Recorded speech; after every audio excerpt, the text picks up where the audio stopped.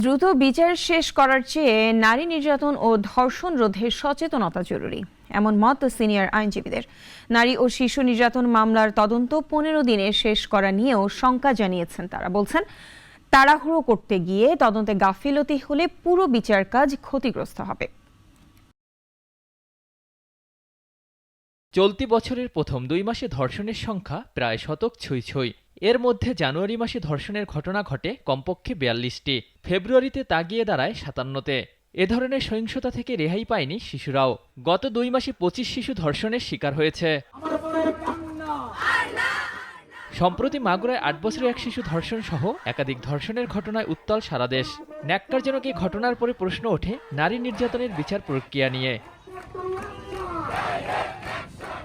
নারী ও শিশু নির্যাতন দমন আইন অনুযায়ী 30 কার্যদিবসের মধ্যে তদন্ত শেষ করে 180 কার্যদিবসের মধ্যে বিচার শেষ করার কথা রয়েছে। তবে বেশিরভাগ ক্ষেত্রে নির্ধারিত সময়ের মধ্যে শেষ হয় না বিচার প্রক্রিয়া। মাগুরার ঘটনার পর টনক নড়ে সরকারের। দ্রুত বিচার শেষ করার কথা জানিয়ে আইন উপদেষ্টা বলেন, ধর্ষণ মামলার তদন্ত 15 দিনে এবং বিচার 90 দিনের মধ্যে শেষ করতে আইন সংশোধন করা হচ্ছে। তবে এতে ন্যায় বিচার নিয়ে শঙ্কা জানিয়েছেন আইন বিশেষজ্ঞরা। বলছেন 15 দিনের মধ্যে যথাযথ তদন্ত করা কঠিন।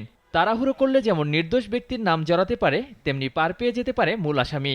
15 দিনে তদন্ত করবেন কীভাবে? 15 দিনে তদন্তের যখন আপনি বাধ্যবাধকতা থাকবে, তখন আমাদের অভিজ্ঞতা যেটা বলে, তখন যেটা হবে সেটা হচ্ছে নিরীহ মানুষকে দোষী হিসেবে সাব্যস্ত করে আদালতে সোপর্দ করা এবং তাদের কাছ থেকে 164 ধারায় জবানবন্দি নেওয়া, ওই জবানবন্দির মাধ্যমে তাদের এই যে গ্রেপ্তারটাকে জায়েজ করার চেষ্টা করা, এই ধরনের ব্যাপারগুলো কিন্তু তখন ঘটতে থাকে।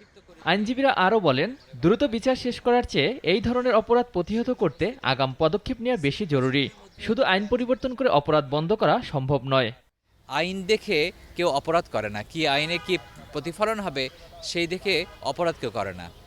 অপরাধ হচ্ছে একটা মানসিক রোগ, তো সেইগুলোকে অ্যাড্রেস করার জন্য দেয়ার আর আদার ওয়েজ।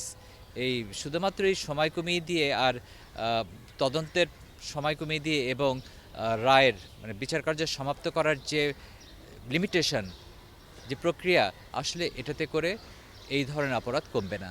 ধর্ষণ সহ আলোচিত অপরাধে জড়িতদের পক্ষে আইনজীবী নিয়োগ না দেওয়ার দাবিও বিচারের পথে প্রতিবন্ধকতা বলে মন্তব্য করেন আইনজীবীরা। অলিউল রনি, নাগরিক, ঢাকা।